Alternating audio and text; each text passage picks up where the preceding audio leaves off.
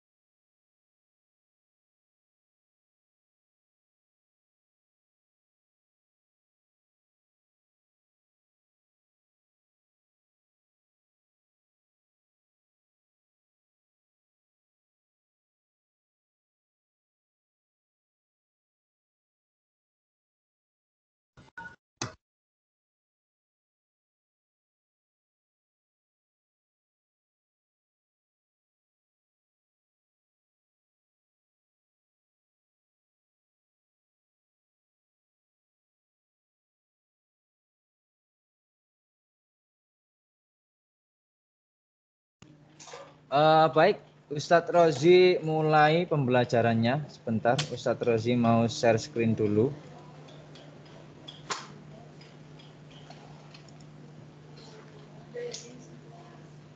Ini kalau bawa saya enggak. Saya enggak. Iyalah. Ini gak ada ini. Sing saya iki kok. Borong ngono tekan. Wis kok ora.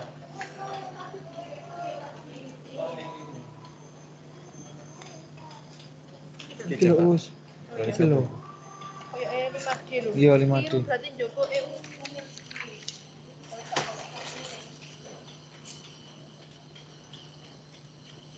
Mana ini Tat? Iku Tat, nangis tasku.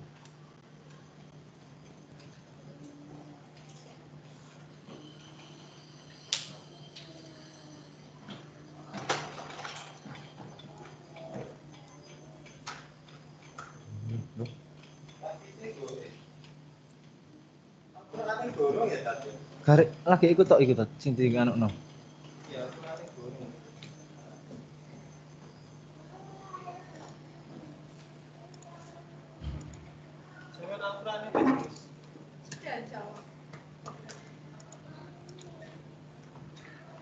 Baik, materi yang akan kita pelajari pada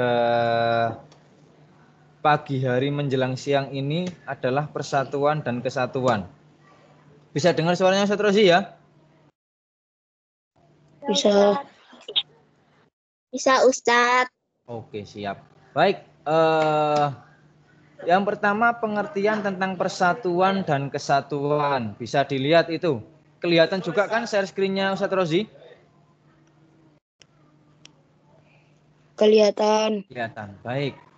Persatuan. Persatuan adalah berkumpulnya macam-macam corak dari berbagai kalangan, ras, budaya, dan adat istiadat dalam masyarakat yang bersatu dengan serasi. Kemudian untuk pengertian kesatuan adalah hasil dari persatuan yang telah utuh. Jadi lebih gampangnya pemahaman untuk persatuan itu adalah prosesnya. Persatuan itu prosesnya. Jadi berkumpulnya bermacam-macam orang, bermacam ras, bermacam budaya, sehingga nanti kalau sudah berkumpul itu akan menjadi satu kesatuan yang utuh. Bisa dipahami? Bisa. Baik, kemudian Ustadz Rozi lanjut untuk pengertian persatuan dan kesatuan sudah selesai. Kemudian makna penting dari persatuan dan kesatuan. Yang pertama, menjalin rasa kebersamaan dan saling melengkapi satu sama lain. Kemudian yang kedua, menjalin rasa kemanusiaan dan saling toleransi. Dan yang ketiga, menjalin rasa persahabatan, kekeluargaan, dan sikap tolong-menolong antar sesama. Oh iya, saya terus lupa. Ini ada di buku modul halaman 22 ya. Jadi sambil mendengarkan penjelasan Ustadz Rozi sambil dibuka buku modulnya. Kemudian jikalau ada yang penting, monggo silakan dicatat. Semisal suka nulis ya silakan dicatat. Kalau enggak ya nanti bisa dilihat lagi di setel ulang di YouTube-nya. Bagi yang mau menulis juga silakan. Bagi yang mau melihat di channel YouTube-nya juga monggo silakan. Jadi makna penting dari persatuan dan kesatuan kalau di dalam buku modul ini ada 3. Yang pertama menjalin rasa kebersamaan dan saling melengkapi satu sama lain. Jadi kalau kita sudah bersatu dan menjadi satu kesatuan yang utuh, kita akan saling melengkapi satu sama lain. Ada kurangnya kita itu kita lengkapi, ada lebihnya, ada kurangnya kita saling melengkapi satu sama lain. Kemudian yang kedua, menjalin rasa kemanusiaan dan saling toleransi. Jadi walaupun kita ini berbeda suku, Ustadz Rozi dari suku Jawa, kemudian ada Mas Ilyas dari suku Dayak, kita itu bersama, bersama dalam menjalankan apapun. Tapi Ustadz Rozi itu saling toleransi, walaupun Ustadz Rozi dengan Mas Ilyas ini berbeda suku, tapi Ustadz Rozi bisa toleransi atas perbedaan itu tadi. Kemudian yang ketiga menjalin rasa persahabatan, kekeluargaan, dan sikap tolong-menolong antar sesama. Jadi kalau kita sudah bersatu menjadi satu kesatuan itu rasa persahabatan, rasa kekeluargaan, sikap tolong-menolong antar sesama itu pasti akan muncul dengan sendirinya. Lanjut, sikap yang memupuk persatuan dan kesatuan. Jadi kalau kita sudah bisa bersatu dan menjadi satu kesatuan, akan terbentuk sikap. Yang pertama adalah toleransi antar sesama. Kemudian tidak menang sendiri. Kemudian akan selalu rukun, akur, tidak akan bertengkar. Kayak Tom and Jerry nanti bertengkar terus itu. Kemudian saling menghargai. Dan yang keempat akan saling menghormati. Jadi kita baik mulai di lingkungan keluarga, di lingkungan sekolah, di lingkungan pertemanan, di lingkungan rumah. Kalau kita sudah menjadi satu kesatuan yang utuh, kita akan mempunyai rasa toleransi yang tinggi antar sesama. Kita tidak akan menang sendiri, egois. Dalam artian, pokoknya nek A ya kudu A, nek kon B ya aku gak gelem gitu. Itu kalau kita sudah tumbuh sikap rasa bersatu dan menjadi satu kesatuan yang utuh, rasa untuk menang sendiri itu insya Allah sudah tidak ada. Kemudian akan selalu rukun, tidak mungkin bertengkar, rebutan remote TV. Oh iki wayahe Andin, iki wayahe Persebaya. Tadi malam kan ada Persebaya main. Nah, ibunya minta lihat Andin, kemudian sampean pengen lihat Persebaya. Lah, kalau sudah menjadi satu kesatuan yang utuh, insya Allah itu akan timbul sikap rukun. Jadi akan mengalah, salah satu akan mengalah. Entah entah Umi sampean yang akan mengalah atau sampean sendiri yang akan mengalah. Kemudian sikap saling menghargai. Itu juga akan tumbuh kalau kita sudah menjadi satu kesatuan yang utuh. Dan kemudian akan tumbuh sikap saling menghormati satu sama lain. Lanjut, untuk meningkatkan rasa persatuan dan kesatuan ini, usaha dari pemerintah yang pertama adalah mengadakan festival budaya. Nah, kalau kita bicara budaya, kita tarik ulur ke keragaman budaya yang ada di Indonesia. Ada bermacam-macam budaya yang ada di Indonesia. Yang membedakan rasnya beda, sukunya beda. Jadi di setiap suku itu mesti budaya yang ada di sana atau adat istiadat yang ada di sana itu pasti berbeda. Jadi mengadakan festival budaya. Festival kalau kita bicara budaya kan berarti kan banyak tuh macamnya. Budaya itu mulai dari tarian itu juga termasuk budaya. Di Jawa itu ada reok Ponorogo, ada Jaipong. Kemudian di mana lagi itu ada apa? Ada di Bali itu ada tari kecak itu. Caca itu. Nah itu pemerintah itu mengusahakan itu mengadakan festival budaya seperti itu untuk meningkatkan rasa persatuan dan kesatuan masyarakat di Indonesia. Kemudian yang kedua, sikap saling menghormati dan menghargai.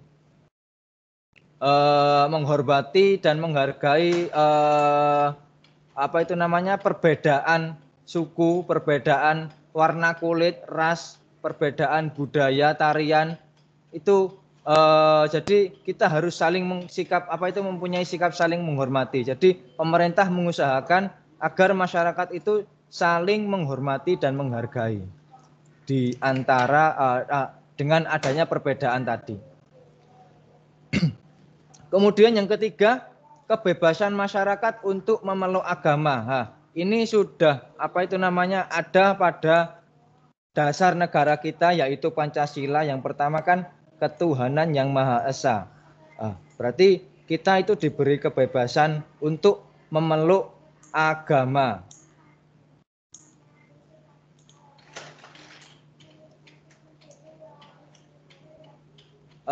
Apa terlalu cepat penjelasan dari Ustaz Rozi? Tidak ya. Baik. Ustaz Rozi lanjut. Kemudian sebab akibat hilangnya rasa persatuan dan kesatuan. Jadi rasa persatuan dan kesatuan kalau hilang itu ada sebab dan akibatnya. Misal ini contoh di lingkungan rumah. Kalau sudah hilangnya rasa persatuan dan kesatuan di lingkungan rumah, yang akan terjadi adalah pertama, terjadi pertengkaran di dalam keluarga. Kemudian kurangnya kerukunan di dalam keluarga. Kemudian yang ketiga, kurangnya keakraban di dalam keluarga. Kira-kira ini, tolong yang mikrofonnya nyala dimatikan sebentar.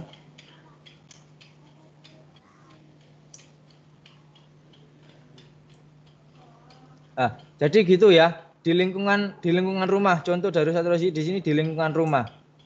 Jadi jika hilang rasa persatuan dan kesatuan yang ada di lingkungan rumah, akan terjadi hal seperti berikut yang sudah ada di dalam PowerPoint. Kemudian contoh selanjutnya dari Ustaz Rozi di lingkungan sekolah. Jika rasa persatuan dan kesatuan itu hilang di lingkungan sekolah, yang akan terjadi yang pertama sombong dan tidak peduli sesama teman. Kemudian yang kedua pertengkaran atau tawuran atau pertikaian antar teman atau baik antar teman ataupun antar sekolah. Kemudian mengejek teman, ilo-iloan. Itu yang akan terjadi jikalau rasa atau sikap persatuan dan kesatuan itu hilang.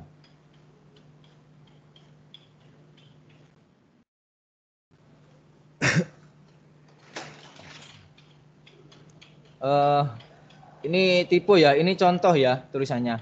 Contoh sikap yang tidak mencerminkan persatuan dan kesatuan. Jadi ada di dalam PPT ini ada 3 contoh.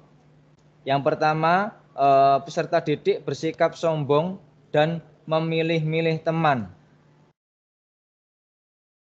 Jadi ini contoh sikap yang tidak mencerminkan rasa persatuan dan kesatuan. Jadi anaknya itu akan bersikap sombong dan pilih-pilih teman. Oh, aku ambek arek iku wae soalnya arek iku ngene, soalnya arek iku ngono. Kemudian yang kedua, konflik antar suku. perbedaan suku. Ini juga apa itu namanya? Membeda-bedakan suku. Ini juga apa itu contoh sikap yang tidak mencerminkan rasa persatuan dan kesatuan. Kemudian yang ketiga, merendahkan atau mengejek agama lain sehingga terjadinya perselisihan. Ini ada contoh juga sikap yang tidak mencerminkan rasa persatuan dan kesatuan. Padahal untuk yang nomor 3 ini di dasar negara Pancasila kita sudah jelas ketuhanan yang Maha Esa, sila yang pertama. Jadi kita diberi kebebasan untuk memeluk agama.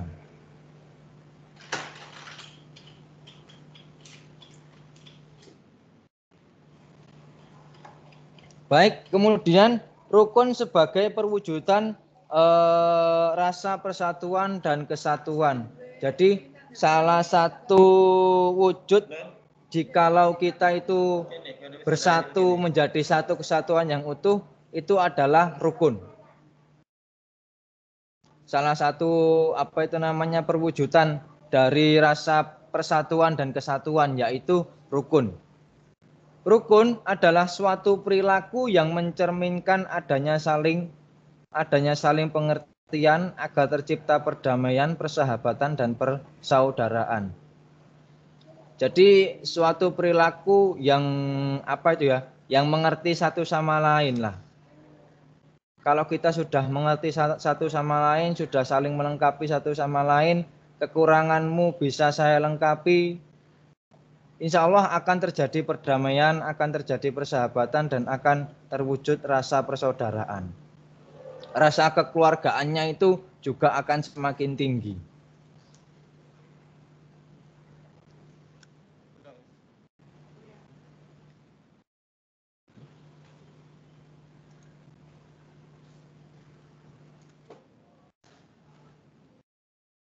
Nah, gimana sih ciri-cirinya orang itu sudah apa itu namanya sudah bisa dibilang rukun? Ciri-cirinya adalah sebagai berikut. Yang pertama, menghargai pendapat orang lain. Jadi semisal ada orang lain memberi pendapat A, kemudian pendapat sampean B, kan nggak sama tuh. Nah, kita harus bisa menghargai pendapat dari orang lain tadi. Kemudian yang kedua, saling menyayangi. Yang ketiga, saling menghormati. Dan yang keempat, membina komunikasi dengan baik. Jadi kalau kerukunan itu sudah tercipta, insya Allah komunikasi sampean dengan teman sampean yang lain itu akan terjalin dengan baik. Kemudian yang keempat, menghargai hasil karya orang lain atau menghargai hasil jawaban soal dari orang lain. Jadi semisal ada temannya yang dikasih soal kemudian mendapat nilai 70, ya wis kita hargai. Itu hasil dari pikirannya sendiri, hasil karyanya sendiri. Jadi harusnya kita menghargai. Teman-teman dapat 70, sampeannya dapat 90, harus kita hargai. Pakai lobby. Pakai lobby. Siap. Ilyas.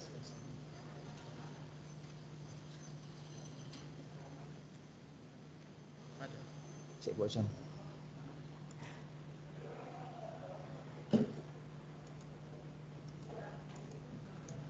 Kan.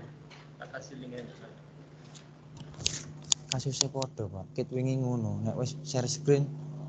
Sama. Sik Pak. Aku sik kepo man. Sik bismillah. Tak mau nunggu. Tapi mari share screen deh, lo masuk lobby. Bosen. Tapi masalahnya Pak Tasusen, nang kene ku gak ono. Tapi sak marine iki mati. Iku baru ono. Arek-arek sing durung mlebu lobby.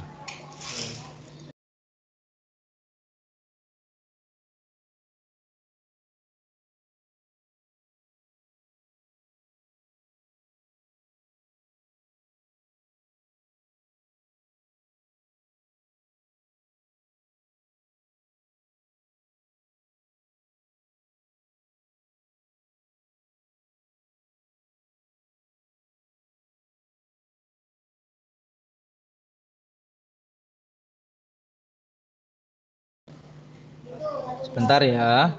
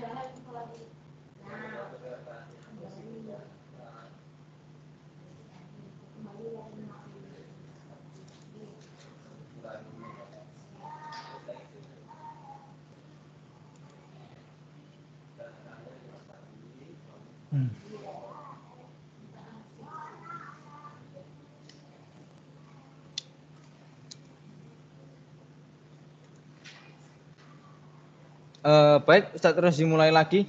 Share screen-nya Ustadz Rozi masih kelihatan? Masih. Masih. Oke, siap.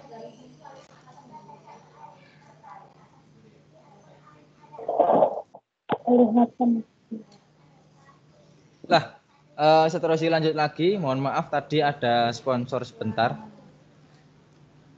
Kemudian setelah apa itu namanya ciri-ciri dari apa itu namanya ciri-ciri dari kerukunan, yang kedua adalah akibat dengan tidak adanya kerukunan. Yang pertama akan terjadi pertumpahan darah antar suku. Jadi pertumpahan darah antar suku itu akan terjadi di mana-mana. Jika tidak ada apa itu namanya tidak ada kerukunan. Kemudian saling mengejek temannya satu sama lain, jadi saling ejek-ejekan. Yang paling sering itu dulu kalau zamannya Ustadz Rozi itu ejek-ejekan sesama teman itu ejek-ejekan nama orang tua itu dulu. Atau biasanya apa itu namanya? Ya yang paling sering ya itu sih biasanya dulu waktu zamannya Ustadz Rozi. Dan itu tidak baik, jangan dilakukan. Kemudian yang ketiga, hidup tidak akan aman, tentram dan nyaman. Jadi kalau nggak ada apa itu namanya, tidak ada kerukunan, hidup kita itu tidak akan rasa was-was mau kemana-mana ini akan semakin tinggi. Mau kemana-mana itu takut, engkau ndang ini, engkau ndang ngono, engkau ndang ya opo, engkau nang kono opo, akan seperti itu. Tidak akan nyaman. Soalnya takut semisal di sana di daerah mana gitu, sampean itu enggak bisa rukun dengan daerah sana. Akhirnya sampean mau ke sana itu juga takut toh. Engko ndang ini, engko pas aku dicegat, engko pas aku digini-no, gitu. Kalau tidak ada kerukunan.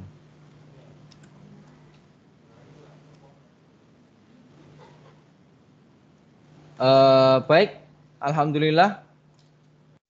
Oh ya Allah, ada yang terlewat ternyata. Manfaat dari adanya kerukunan belum Ustadz Rozi sampaikan.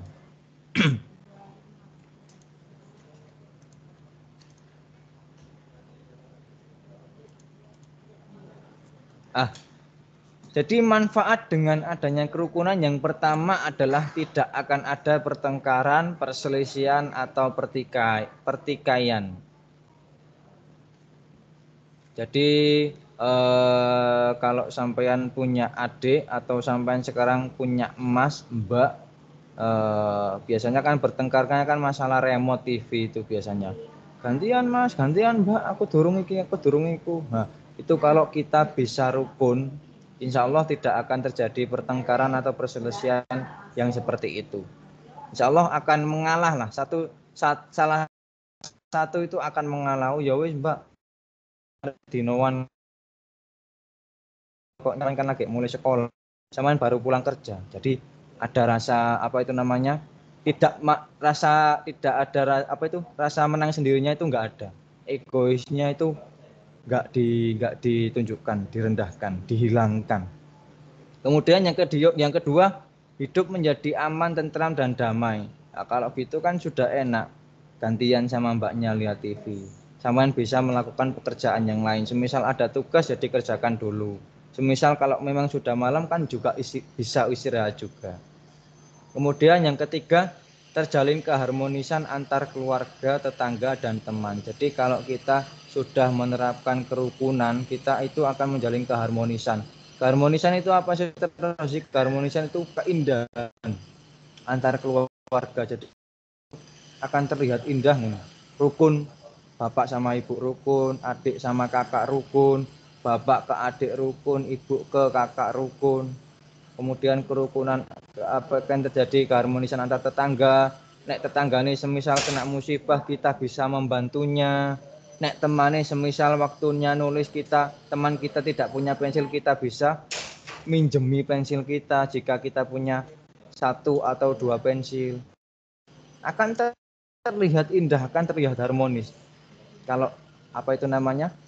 Terwujud rasa atau sifat sikap kerukunan di dalam diri kita.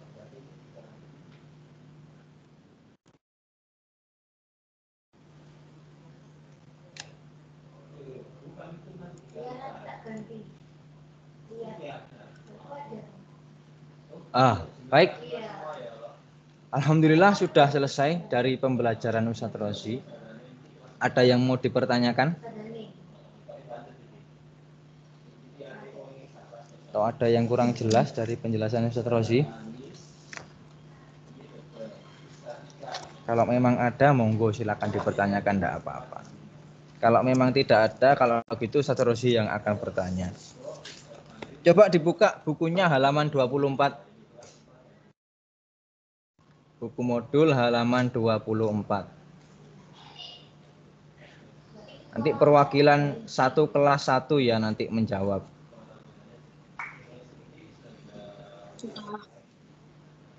Ya, itu kan ada proyekku. Diskusikan dengan orang tua, kakak atau adik tentang wujud perilaku hidup rukun di lingkungan keluarga, sekolah, masyarakat, dan negara. Tuliskan dalam kolom-kolom berikutnya. Coba diisi dulu itu. Ustadz Rozi kasih waktu 10 menit cukup ya? Ustadz Rozi kasih waktu 9 menit ya berarti 9 menit jadi 10.30. Silakan dikerjakan dulu.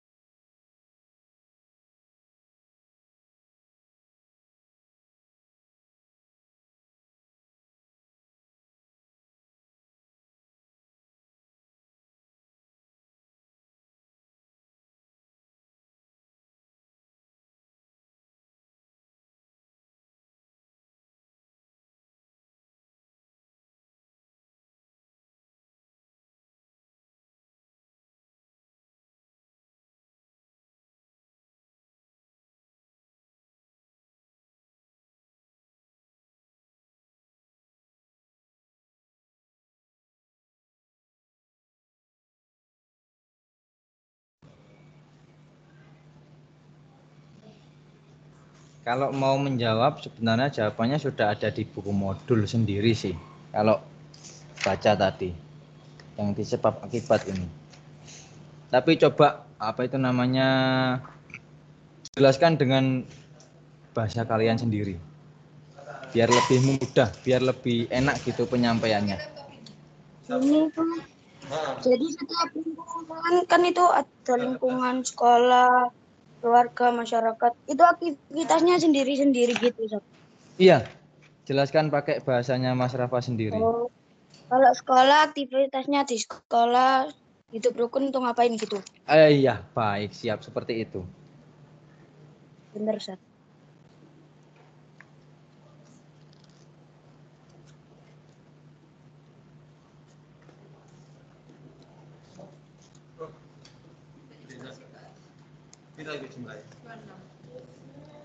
Rukun di sekolah itu gimana, aktivitasnya itu seperti apa, kemudian rukun di keluarga itu aktivitasnya seperti apa, atau aktivitas itu atau contohnya kalau kita rukun di keluarga kita itu seperti apa sih.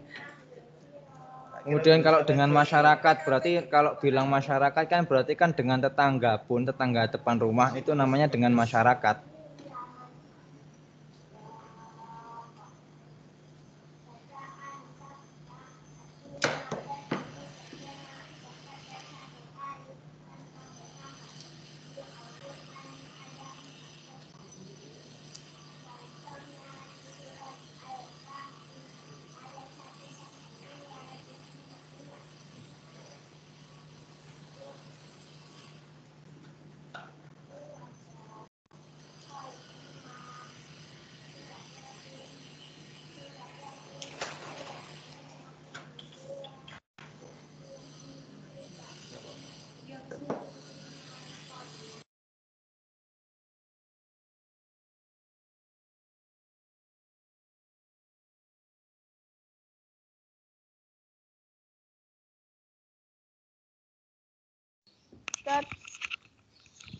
Ustadz, Ya Mas Dava?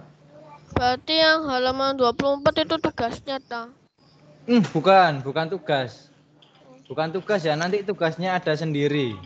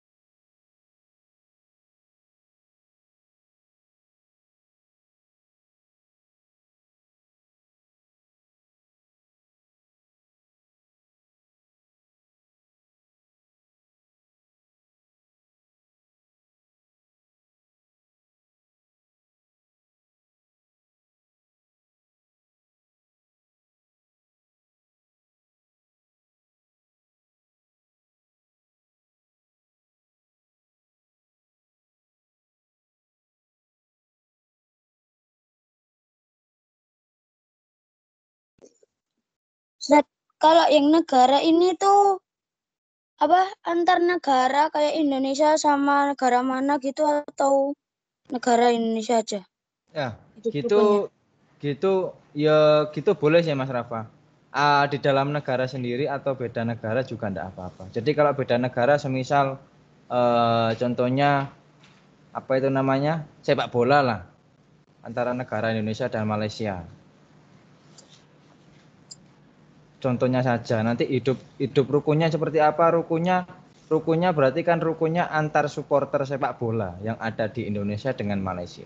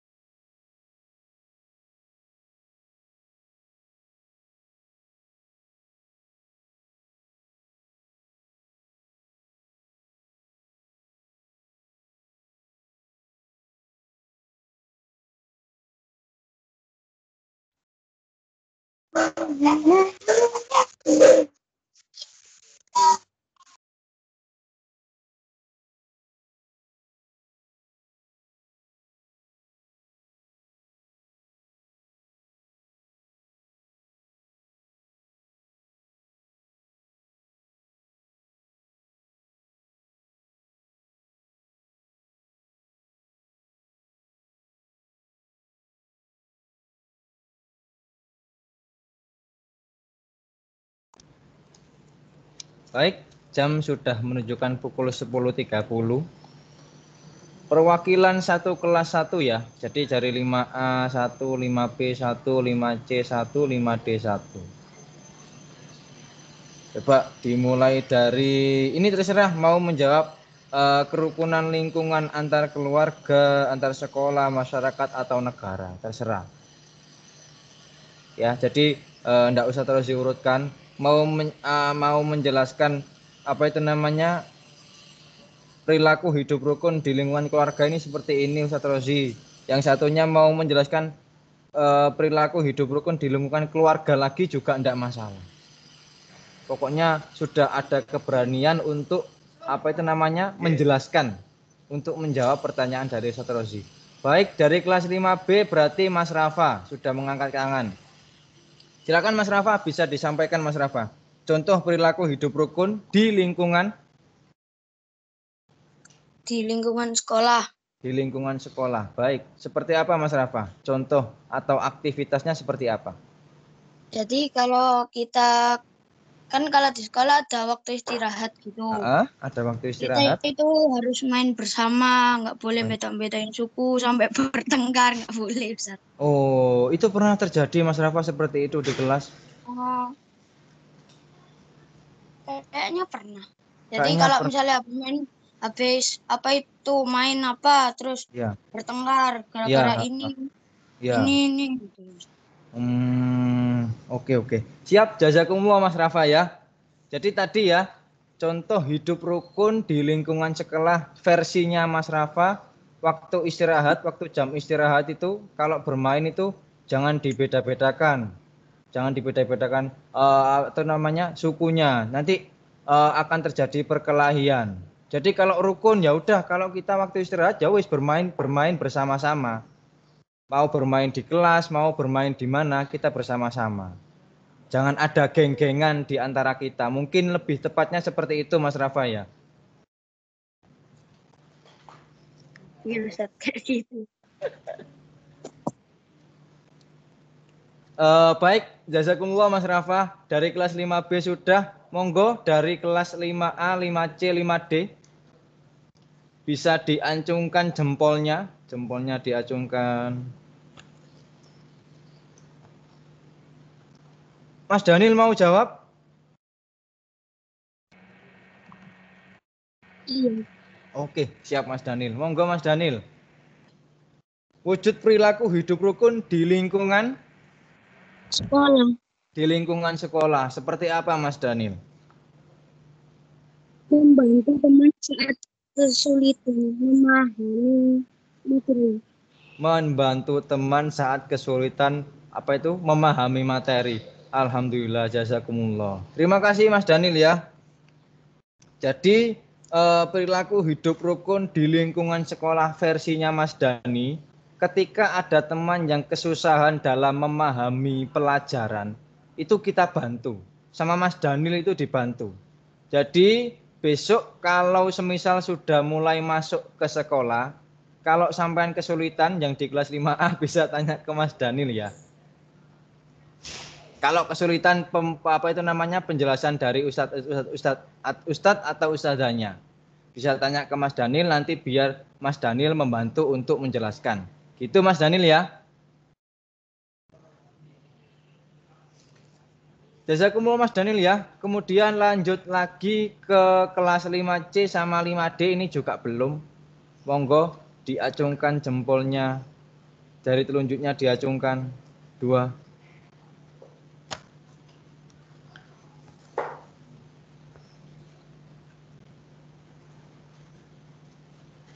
Mbak-mbaknya ini tidak ada yang menjawab kah?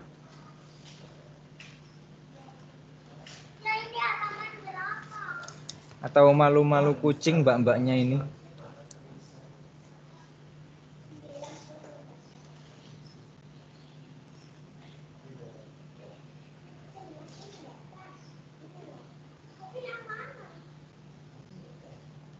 Ayo mbak. Mbak kelas 5C dan kelas 5D. Monggo jangan malu-malu.